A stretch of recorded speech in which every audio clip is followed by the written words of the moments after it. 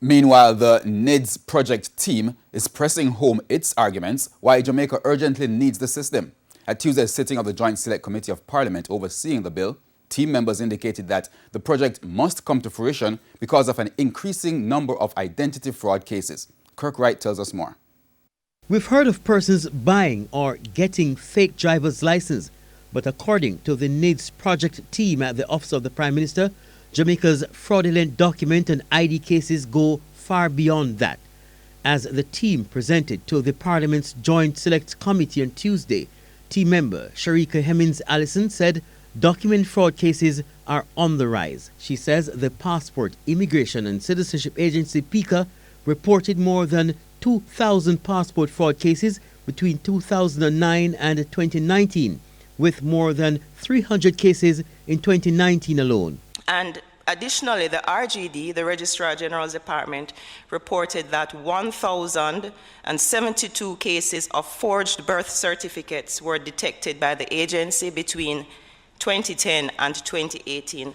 So we see that identity theft is a real risk. But the fraud cases don't stop there. Project manager Warren Vernon pointed out that due to the absence of biometric data on citizens' records, the systems are simply not secured. The environment in which we operate now, anybody can request a copy of your birth certificate. And if you look at a deceased person, there's nothing preventing someone to really take on the identity of a deceased person. Mr. Vernon argues that in addition to making citizens' records more secure, NIDS will eradicate red tape and repetitive work in other systems, such as the current pension system regime.